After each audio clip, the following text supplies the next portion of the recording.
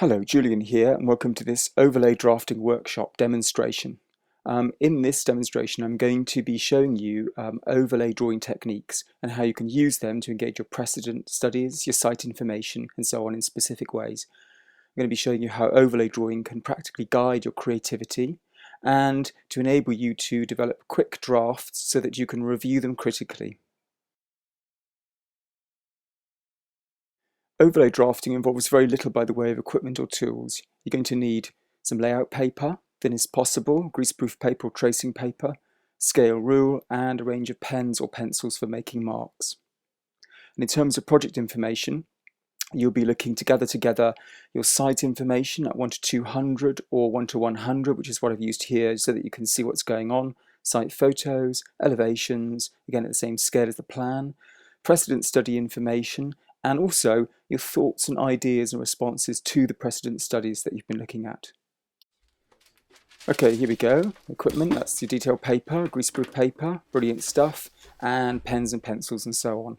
And we're going to start with a plan today, looking at the site plan. We've got our bits of information and our report about our precedent study.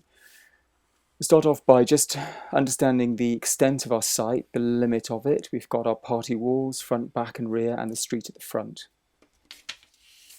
Okay, and I'm going to use the precedent study that I did the little study for on the wiki. I'm quite interested in this, although it doesn't seem to be particularly appropriate. I quite like the ground floor space, that sort of open plan space with the windows above, all facing south. So I've just traced over that, bringing it into the plan, looking at different ways that it might work. Getting a handle on the scale of the site now, how big it's going to be. Looking at a front building, possibly a back building, or something that might be arranged down the length of the site. Let's try that out for size. We've got a narrow alleyway down the side and something funny happening at the back. Actually, I could extend that, but no, I'm not going to go with that idea. I'm quite interested in maybe locating something at the front onto the streets. We talked about an exhibition or a little gallery space, which might be good at engaging what's happening in the street in the park. So I'll keep that idea and I'll maybe have a look at what's happening at the back. Now I quite like this idea of a fully glazed building looking out onto something, and so let's just see how that works at the back of the site. Well, let's have a look. We'll trace it over, we'll put the site together with the back building. We've got the exhibition building at the front, something about that. Maybe the workshop goes there. Okay, we'll hold on to that idea. Okay, let's look at that again. We're taking a few of the bays of that building. They're 3-foot bays, which is what I recorded in my report. Ground floor may be open, maybe the workshop, and the upper floor glazed. Going back to the plan, we've got to get back to that building at the back. So maybe we have a little courtyard between the two, and something that's going to happen to connect the two of them together. Maybe a little staircase, sort of corridor thing that connects the two. Now I'm going to turn to looking at the elevation and actually start thinking about what the section would be like, that little courtyard that sits between the two with a stair running up. So quickly by tracing over, I get an idea of the volume of that courtyard. I've got the staircase, a little alleyway, a little passageway on the left, and the courtyard. I'm imagining some kind of tree or something that in the courtyard that they would be able to look out on from the exhibition, from the workshop space at the front and through from the exhibition space also. Okay, what's happening on the street? So quickly taking a photo that I've got, actually this one's from Google, sketching over a little perspective, thinking about maybe there's something about looking down onto the street and across the garden. And I've got an idea about taking a fragment of that idea from the solar pavilion, the big wall with a little glazed element on the top of it that you can look down over the wall onto the landscape beyond. We've got, don't forget, it's Weaver's Fields, which has got that fantastic view. I really want to be able to work with that somehow. Okay, so we're taking the elevation of the solar pavilion. We're now working directly with that into the slot site that we have on Derbyshire Street. We've got a little window there, something to do with looking in at silversmith work. We don't want a large window because it's delicate, small scale work. And then something about looking down from above onto the fields, onto the street. Okay, well, we'll put that to one side for a minute. We'll go back to the plan. Just try to fill in some details there. We've got that thick wall at the front, so I'm just putting that in now. I'm just penciling it in firmly so I kind of get a sense that it's a solid wall as opposed to the sort of open frame from the at the back behind. Okay.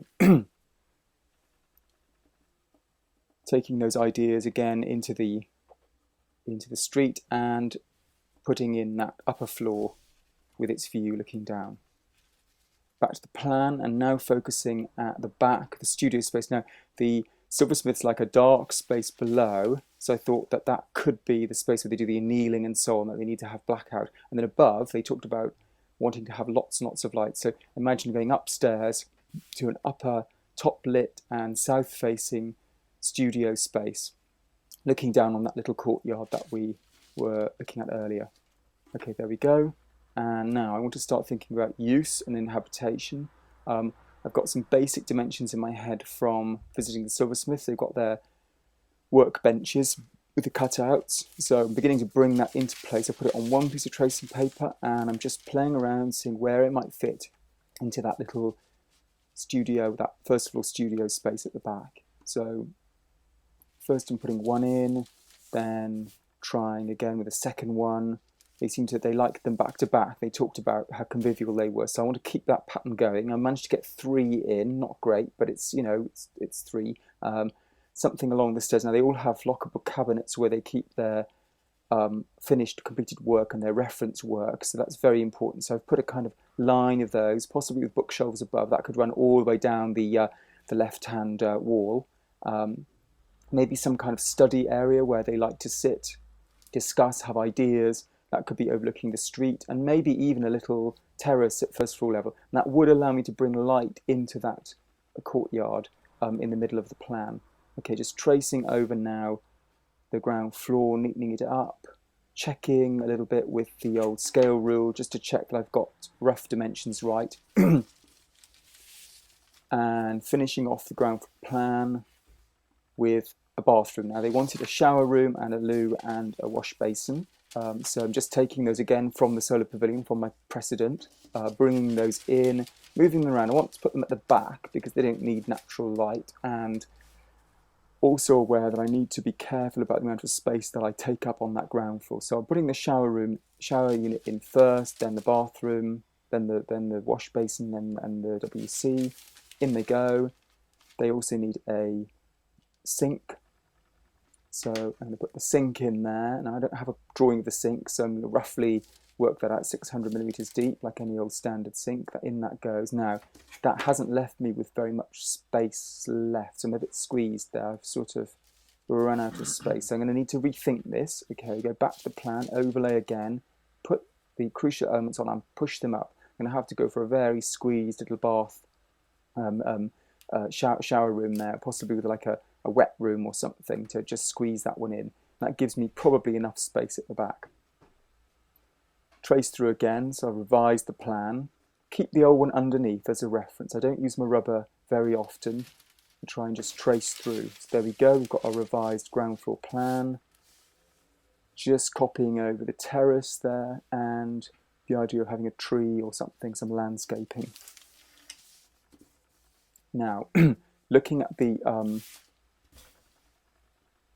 street elevation, I want to just revisit that idea of having a little terrace at street level, overlooking the street, and bringing light into that little courtyard behind, and bringing light and views from the Silversmith studio at the back of the site all the way through into Weaver's Fields. Just popping it in there. Again, I'm using the elevation that I had before. I'm overlaying and I'm adapting. Figures in for scale, very important. And now we talked about the grain of the area, so I'm kind of looking at lots of brick. So we're going to put lots of brick in to tie in the 2 facades on either side. And okay, so we've got the jewellery window, the silversmith's window rather than the viewing window from above. Now, just bringing in the precedent again, because I want to start looking at the long section. This is the section going from the front of the site, where the street is all the way through to the back. So just drawing in the little back block, it's the width of the solar pavilion, and the little courtyard, I've made that 3 window bays. And putting the sheet over the plan, I take up the crucial dimensions, and then I take that sheet onto the section and trace through. Again, using the floor-to-floor height and the glazing, the sort of glazing bar dimension from the solar pavilion. There's my back block with its dark space below. Going to have windows open to the courtyard, but maybe they're solid doors to keep the light out, because the silversmiths like a dark space when they're doing their annealing work and photography. And there's my front block and little terrace with a view over the park and a view from the silversmith's yard, from the silversmith's first floor studio at the back across into the park. There's a little staircase rising up. I've just put that in the distance there behind the glazing. And just giving some depth to that drawing by adding some shading to the windows.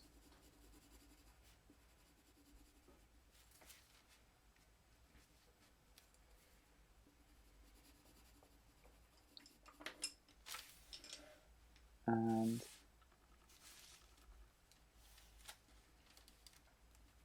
some idea about what's going to go where. So annotating it, giving an idea about lights. I'm communicating this drawing now is useful for someone to read, clearly identifying what I'm thinking of, what my intentions are.